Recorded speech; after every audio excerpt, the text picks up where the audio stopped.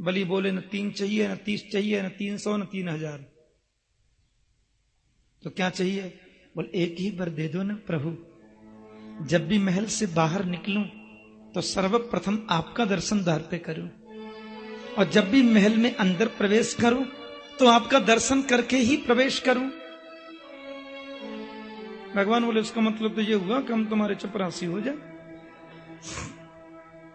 बलि बोले ऐसा मैंने कब कहा? बोले और तुमने क्या कहा है?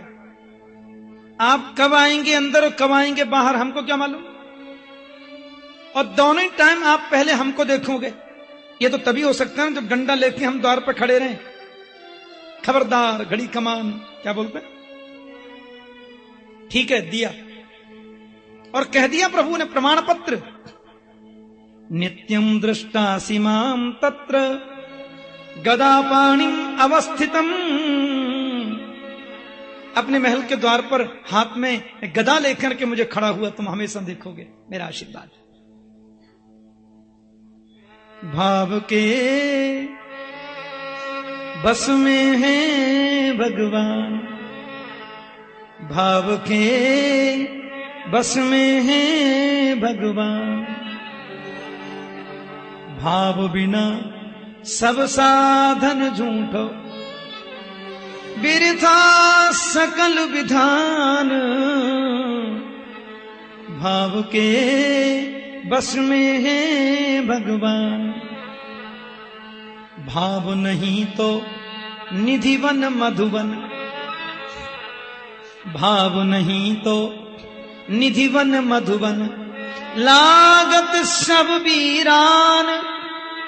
भाव होए तो जित देखूं तित, दीखत सुंदर श्याम। भाव के बस में है भगवान, भाव नहीं तो हर मंदिर में, भाव नहीं तो हर मंदिर में, दीखत बस पाषाण। और भाव होए तो पाषाणों में प्रकट होए भगवान। भाव के बस में है भगवान। मधुबन लागत सब वीरान, और भाव होए तो जित देखूं तित दीखत सुंदर श्याम। ये बहुत विचित्र बात है। बलि के द्वार पर गोविंद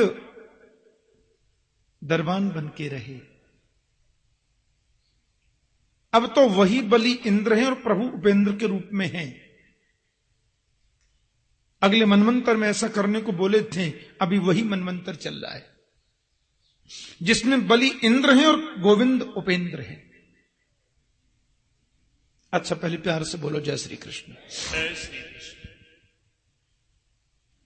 लक्ष्मी के रूप से, लक्ष्मी के साथ प्रभु नारायण रूप से वैकुंठ चले गए और दरबान रूप से बलि क्या रह गए।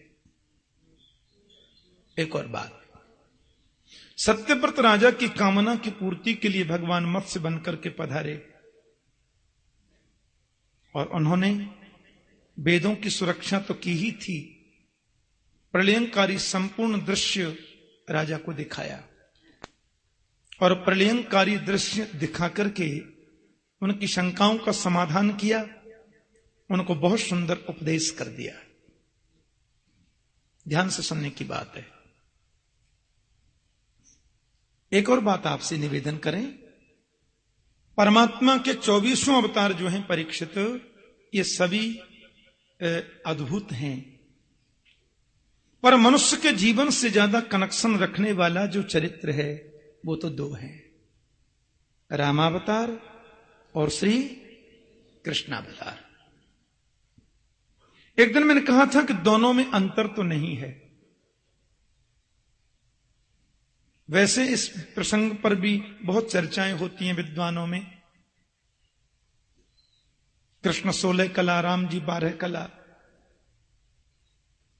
अब पता नहीं वो मनोविनोद में ऐसा करते हैं कि वास्तव में ऐसा करते हैं। संतों की बात तो संत ही जाने माय डियर।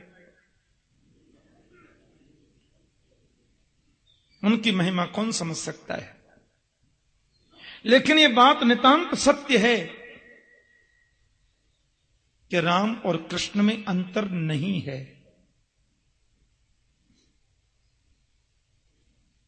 भगवान राम 12 कला पूर्ण है और कृष्ण जो है वो 16 कला पूर्ण है, इसलिए कृष्ण ही परिपूर्णतम है। एते चांस कला पुंस कृष्णस्तु भगवान स्वयं। मुझे ऐसा लगता है कि राम भी 16 कला पूर्ण है।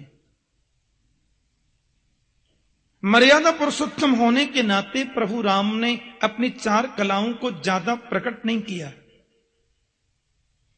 राम 16 कला पूर्ण न होते तो राम के नाम के आगे चंद्र कभी लगता ही नहीं।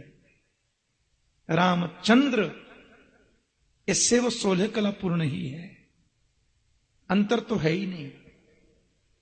राम कृष्ण दो एक हैं, अंतर नहीं निमेश, इनके नयन गंभीर हैं, उनके चपल विशेष। भगवान राम जो है वो मर्यादा पुरुषोत्तम है राजन, इसलिए राम ने जो किया है वो करो, कृष्ण ने जो कहा है वो करो। कृष्ण का योगेश्वर चरित्र है। और एक और बात आपसे कह दूं, भगवान श्री कृष्ण के चरित्र में ज्यादा योगेश्वरता यदि कहीं परिलक्षित होती है तो वो केवल ब्रज की लीला। ब्रजमंडल में श्री कृष्ण 11 दिन और 11 वर्ष और 56 दिन तक रहे बस। तो 11 वर्ष और 56 दिन जो कृष्ण का चरित्र है वो चरित्र बिल्कुल जीवन में उतारने योग्य नहीं है, यानी मनुष्य उतार भी नहीं सकता। 7 दिन का बच्चा पूतना को मार रहा है, ये मनुष्य की सामर्थ्य है ही नहीं। 6 महीने का बच्चा शक्तासुर से युद्ध कर रहा है, ये मनुष्य कर ही नहीं सकता। 1 वर्ष का बालक तृणावर्त को मार रहा है, यह मानव का कर्म नहीं है। 5 वर्ष का बच्चा अग्नि को पी रहा है, दावाग्नि, मुंह खोला पूरी अग्नि पी गई, यह मनुष्य का कर्तव्य, मनुष्य कर ही नहीं सकता। इसलिए कृष्ण ने ब्रज में 11 वर्ष 56 दिन की जो लीलाएं की हैं वो तो केवल चिंतन की लीला है, ध्यान की लीला है, जीवन में उतारने की लीला नहीं है, क्योंकि वो भगवान की लीला है, योगेश्वर की लीला है। हां, ईश्वराणाम वचः सत्यम तथैवा चरितम क्वचित। मथुरा के बाद द्वारका की लीलाएं जो गोविंद ने की उसमें कुछ कुछ लीलाएं जीवन में उतारने योग्य हैं, सब तो वो भी नहीं। लेकिन रामचरित्र का तो संपूर्ण प्रसंग जीवनोपयोगी है, क्योंकि राम जी ने रामचरित्र करके मनुष्यता का पाठ पढ़ाया, भगवत्ता नहीं दिखाई। यही तो अंतर है राम और कृष्ण में। राम से जब भी किसी ने पूछा आपका परिचय, तो राम जी बोले दशरथ का ज्येष्ठ पुत्र, संतों के चरणों का दास, मैं राम। और कृष्ण ने अपने जीवन में 50,000 बार से ज्यादा कहा है मैं भगवान हूं, मेरी शरण में आ जाओ, मैं तुम्हें मुक्ति दूंगा। राम ने कभी कहा नहीं, कृष्ण ने कभी छुपाया नहीं, क्योंकि योगेश्वर का चरित्र है, यह पूर्ण ईश्वरीय चरित्र है। पर राम जो ईश्वर हैं उन्होंने मानवता को दिखाया है, ईश्वरता को छुपाया है। यही दोनों में अंतर है। वस्तुतः राम ही कृष्ण है और कृष्ण ही राम है। शास्त्र दृष्टि से तो यह बात माननी चाहिए ही। आज के परिवेश में तो यह बात बिल्कुल मान लेनी चाहिए। बोलो जय श्री कृष्ण। हां, अंतर तो अनर्थकारी सिद्ध हो सकता है, कम से कम आज की दृष्टि में। ठीक है, हम कभी कमरे में बैठे हैं, कोई शास्त्र की चर्चा चल रही है तो एक अलग बात है। भगवान राम ने जिस वंश में अवतार लिया है उसे सूर्यवंश कहते हैं, और मैं जल्दी जल्दी आपको सूर्यवंश बता के अयोध्या चलूंगा। नारायण के बेटा ब्रह्मा हुए, ब्रह्मा के बेटा मरीचि हुए, मरीचि के कश्यप हुए, कश्यप के सूर्य हुए। सूर्य का नाम है विवस्वान, और विवस्वान सूर्य के जो बेटा हुए उन्हें वैवस्वत मनु कहते हैं। इन्हीं के वंश में बेटा नभग हुआ, नभग का नाभाग हुआ, नाभाग के अम्बरीश हुए। एकादशी व्रत करते थे, दुर्वासा जी परीक्षा लेने आए और परीक्षा में अम्बरीश पास हो गए। इस वंश में युवनाश्व हुए, युवनाश्व के मानधाता हुए, मानधाता की 50 कन्याएं सौभरी को ब्याई गईं। त्रिवंदन हुए, फिर त्रिशंकु हुए, फिर हरिश्चंद्र हुए, आगे चलकर बाहुक हुए, जिनके बेटा सगर हुए। सगर की 2 पत्नियों में एक के एक बेटा हुआ असमंजस, एक के मांसपिंड हुआ, जिसको क्रोध में आके टुकड़े कर दिए और 60,000 हो गए। असमंजस की शादी हुई, पुत्र का नाम है अंशुमान। पर 60,000 जो सगर पुत्र हैं कुछ उद्दंड हैं। असमंजस घर से निष्कासित कर दिए गए, क्योंकि वो पागलों की सी वृत्ति में रहते। सगर के इन 60,000 पुत्रों ने भगवान कपिल का अपमान किया, क्योंकि इंद्र ले गए थे घोड़ा चुरा के यज्ञीय पशु, और भगवान कपिल के आश्रम पर बांधकर वो अंतर्धान हो गए। सगर के पुत्रों ने उनको चोर समझा, मारने दौड़े। कपिल के नेत्र खुलते ही सब जल के राख हो गए। ब्राह्मण की क्रोधाग्नि में जलकर जो नष्ट होता है उसकी मुक्ति नहीं होती, ऐसा लिखा है। अंशुमान ने बहुत प्रार्थना की। ऋषि कपिल और महात्माओं ने कहा, वामन भगवान का चरण जब ब्रह्मलोक में गया और उसको धोकर के जल कमंडल में जो ब्रह्मा ने रखा, वही जल इन सगर के पुत्रों की भस्मी पर डाल दिया जाए तो मुक्त हो जाएंगे। अब गंगा माता को ब्रह्मा के कमंडल से कौन लेके आए? अंशुमान ने तप किया, गंगा न आ सकी। अंशुमान के पुत्र महाराज दिलीप हुए, दिलीप ने तप किया, गंगा को न ला सके। दिलीप के पुत्र हुए भगीरथ। गंगा माता आई, ब्रह्मांड कटा का भेदन करके सबसे पहले तो ध्रुवलोक में आई, सप्तर्षि मंडल पर आई, फिर शिवजी की जटा में पधारी और शिव जटा से सुमेरु पर गिरी, सुमेरु से हिमालय पर आई और गंगोत्री से प्रारंभ हो गई। वहां बैठा तो एक महात्मा, ये क्षत्रिय महात्मा थे, नाम था इनका जहनु मुनि, राजर्षि।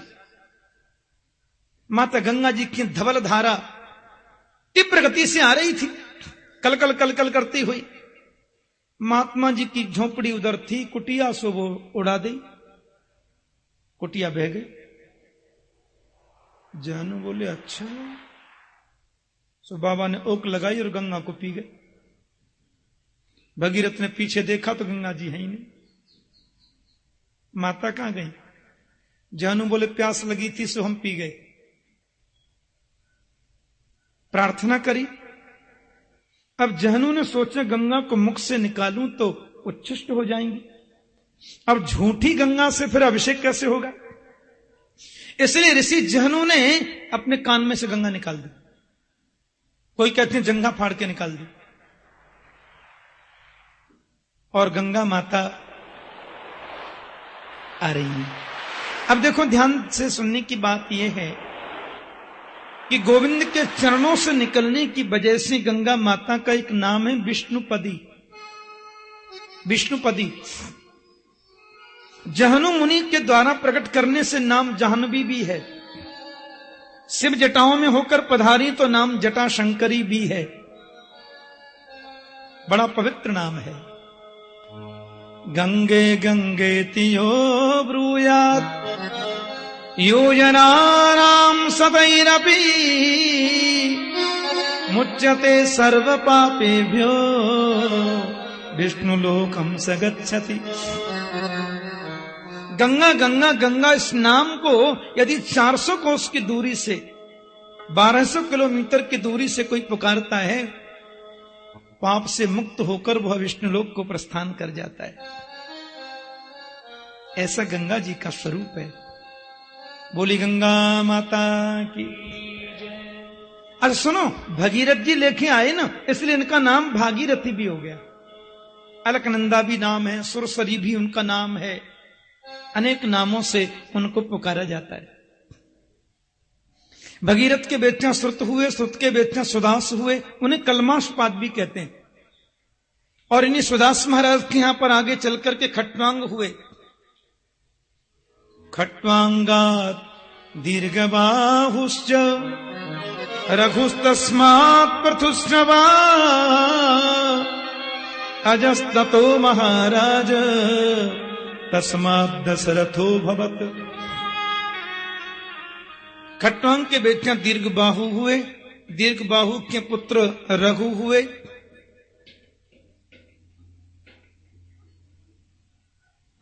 उनके बेटे फिर दिलीप हुए। रघु के पुत्र दिलीप, जिनको पृथुश्रवा कहते हैं, और उनके पुत्र हुए अज, और अज के ही पुत्र कहलाए महात्मा दशरथ। कैसा निर्मल जीवन, कैसी अद्भुत उनकी मनस्थिति। अयोध्या के सम्राट हैं महाराज दशरथ, और हम लोग सब अवध में प्रवेश करने जा रहे हैं। दशरथ का मतलब होता है दसों दिशाओं में जिनका यश है, दसों दिशाओं में जिनके रथ को आवाज गति से चलने की सामर्थ्य प्राप्त है, वे महाराज दशरथ हैं। अवध के तो वे सम्राट हैं। अयोध्या, बहुत ध्यान देना, असल में तो अयोध्या का मतलब होता है जहां कभी युद्ध नहीं होता, उसी को अयोध्या बोलते हैं। अवध का मायने होता है जहां कभी किसी निरपराध का वध नहीं किया जाए, उसी को अवध कहते हैं। लेकिन यहां महात्मा दशरथ के मन में आजकल थोड़ी चिंता है। 3 भार्या हैं, महारानी कौशल्या, महारानी सुमित्रा, महारानी कैकेयी, लेकिन मन में बड़ी चिंता है। और मन में इतनी चिंता, हो ही न बिमल विवेक और गुरुसन कियऊ दुराव। मन में कोई टेंशन आवे तो पड़ोसी को तो कभी बताना ही नहीं है, लेकिन गुरु जी से कभी छुपाना नहीं। गुरुदेव से तो बताना ही चाहिए, उनसे कैसे छुपा सकते हैं। गोस्वामी तुलसीदास जी महाराज ने कुछ पंक्तियां लिखी हैं, आइए हम उसका चिंतन करें।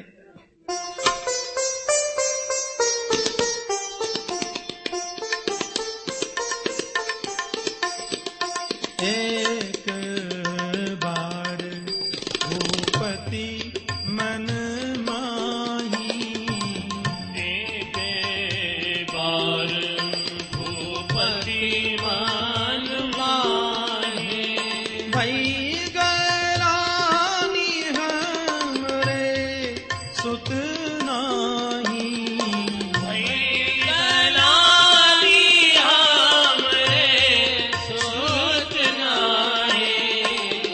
एक बार भूपति मन माही, एक बार भूपति मन माही, धरहु धीर होई सुत चारी, धरहु धीर होई सुत चारी, होई सुत चारी, होई सुत चारी, त्रिभुवन विदित भगत भयहारी, त्रिभुवन विदित भगत भयहारी।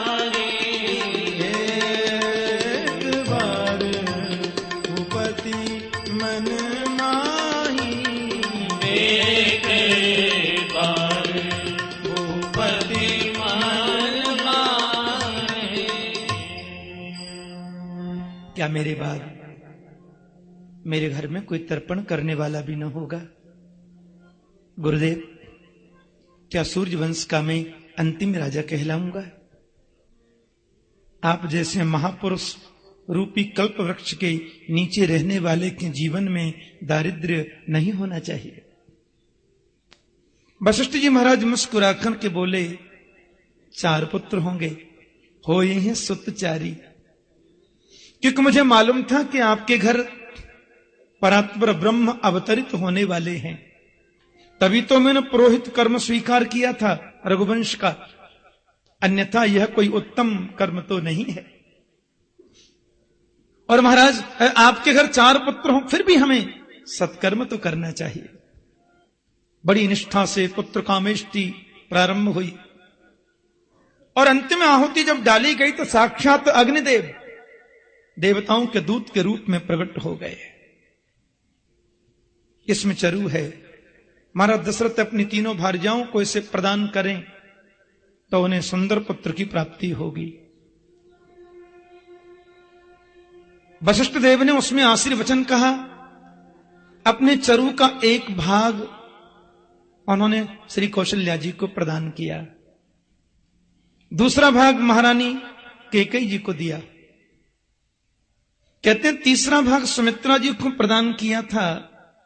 ऊपर से एक चील उड़ती हुई आई, चील पक्षिणी, और महारानी सुमित्रा जी के हाथ से चरु को लेकर अनंत आकाश में चली गई। केसराचल नाम के पर्वत पर वृक्ष की डाली पर बैठी, वहां नीचे बैठी थी माता अंजनी। पक्षिणी को कुछ बोलने का मन हुआ, उसके मुंह से वो चरु निकलकर माता अंजनी के हाथ में गिरा। अंजनी ने उसे शिव प्रसाद समझकर के स्वीकार कर लिया। इसी से श्री हनुमंत महाराज का प्राकट्य हुआ, हनुमान जी प्रकट हुए।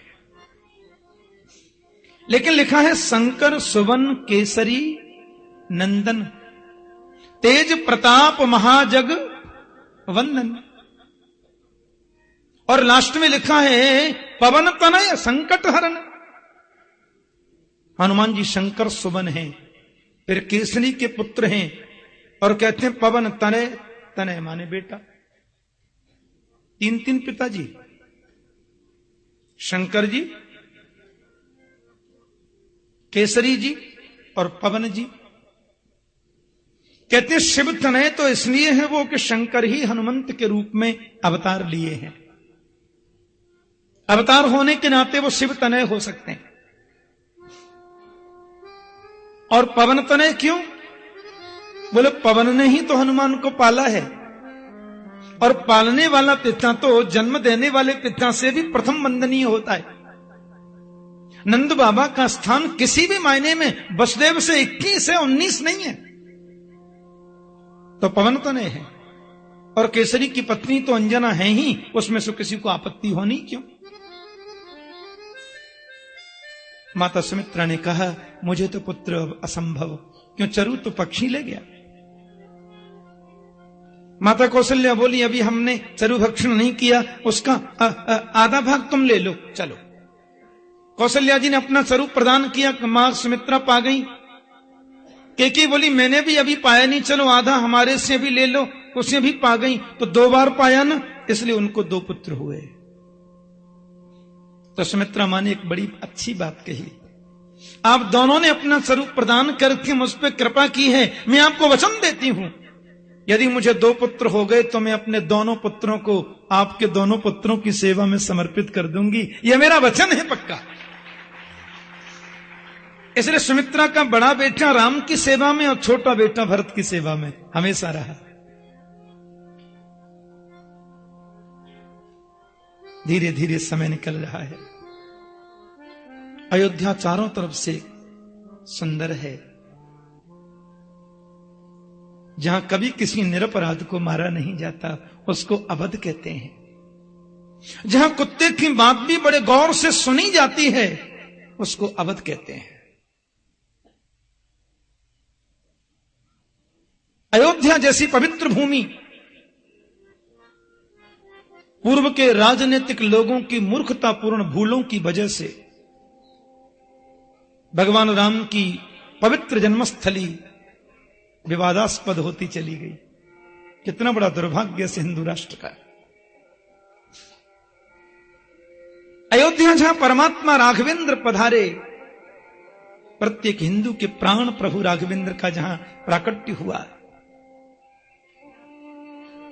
उन हिंदुओं के ही राष्ट्र में, हिंदुओं के ही परमादरणीय, हिंदुओं के ही प्राण पूर्ण देव राम की जन्मस्थली पर हम एक मंदिर नहीं बना पाते। इससे बड़ा दुर्भाग्य हमारे जीवन का और हो क्या सकता है? आप जरा विचार करके देखें।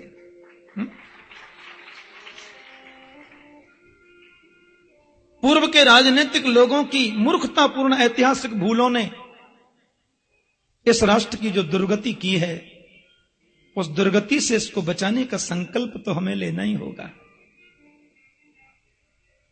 इसके लिए सतत प्रयास करने होंगे। जागरूकता बढ़ी है पर संतोष लायक नहीं है। बोलो जय श्री कृष्ण। अयोध्या में आज आनंद की वृष्टि हो रही है, आनंद का वर्षण हो रहा है। धीरे धीरे धीरे धीरे आया चैत्र मास। चैत्र मास के शुक्ल पक्ष की नवमी तिथि और मंगलवार, परमात्मा श्री राघवेंद्र, परमात्मा श्रीमन नारायण, देखो नारायण स्वयं कौशल्यानंदन राम के रूप में पधारे और विष्णु स्वयं कैकी नंदन भरत के रूप में पधारे। शेषनाग जी स्वयं सुमित्र नंदन लक्ष्मण के रूप में पधारे और ब्रह्मांश ही साक्षात शत्रुघ्न जी महाराज हैं। लेकिन माता ने जब दर्शन किया, चारों तरफ से महल बंद है। कि सशंक चक्रम सकिरीट कुंडलम सपीत वस्त्रम सरसीरुहेक्षणम सहार वक्षस्थल कौस्तुभ श्रियम नमामि विष्णुम शिरसा चतुर्भुजम। शंख चक्र गदा पद्मधारी श्रीमन नारायण माता कौशल्या के भवन में प्रकट है। चार भुजा हैं। मैया ने उनका दर्शन किया। चारों तरफ से महल बंद है, इसलिए बोलते हैं कौशल्या हितकारी। इनकी पोलपट्टी कौशल्या को ही मालूम है। राम जी बोले, माता आपने और आपके पतिदेव ने बड़ी तपस्या करी नैमिष में, और मैंने पूछा तो कहा था कि चाहो तुम ही समान सुत प्रभु सन कवन दुराओ। मैं आपका पुत्र बनकर के आ गया। मैया बोली, वो तो बरोबर है, लेकिन मैंने पुत्र बन के आने को कहा था, आप तो पिताश्री बन के आए हैं। क्यों? बोले, चार हाथ का कहीं बेटा होता क्या? चार हाथों वाला कोई पुत्र होता क्या? राम जी बोले, हम तो जहां भी पुत्र बन करके जाते हैं ऐसे ही जाते हैं माता। आप मेरे को पुत्र बोल दो, मैं आपको मां बोल दूं। मैया बोली, यहां नहीं चलेगा, थोड़ी मनुष्य लीला करनी है, थोड़ा सा आपको ये दो हाथ हटा नहीं होना है। राम जी ने दो हाथ हटा लिए। अब तो अच्छा माता, अब तो मैं पुत्र बन गया। मैया बोली, 20 फुटा का बेटा, इतना लंबा पुत्र होता क्या? छोटे बन जाओ ना। राम जी छोटे हो गए। अब तो माता में पुत्र बन गया ना, अब तो द्वार खोलो। अब बाहर बड़ी भीड़ लगी है, बहुत माताएं, बहुत बहनें, बड़े संत महात्मा ज्ञानी अमलात्मा मुनिंद्र मेरे दर्शन के लिए आएंगे सब। आप द्वार खोलिए। मैया बोली, द्वार खोलूं? और भीतर सब लोग आएंगे तो कहेंगे ये दुसाला वाला बेटा कहां से हुआ, कपड़े तो उतारो। राम जी बोले, बहुत परेशान करती है माता, पहले कहती है हाथ हटाओ, फिर कहती है छोटे हो जाओ, अभी बोलती हो वस्त्र ही उतार दो। मैया बोली, बालक जब जन्म लेते हैं तो नंगा ही होता है, तुम्हारी तरह दुसाला पहन के नहीं आता है। माता पुन बोली, सोमत डोली तजहु तात यह रूपा, की जय शिशुलीला अति प्रिय शीला, यह सुख परम अनूपा। सो राम जी नन्हे से निर्वस्त्र बालक शिशु बन गए। पलना में मैया ने सुलाया, इशारे से बोले, अब द्वार खोले, सब लोग दर्शन करने आएंगे। मैया बोले, रो तो सही। बोले, रो में काहे को? बोले, बालक जब जन्म लेता है तो रोता है, आप तो बूढ़े बाबा की तरह सो रहे हो। तो सुन बचन सुजाना रोदन थाना, होए बालक सुरभूपा। सो प्रभु ने रोना शुरू कर दिया। अब आकाश मंडल में आज सूर्य की खुशी का तो ठिकाना नहीं है, क्योंकि सूर्य वंश में मेरे प्रभु पधारे, सूर्य वंश में आए हैं रघुनंदन। चंद्रमा ने थोड़ा सूरज से कहा, आगे चलो ना सब, अपन को भी दर्शन करना है। हाँ, सूर्य नारायण बड़े चुपचाप बैठे रहो, महीने बाद बाहर नंबर आएगा।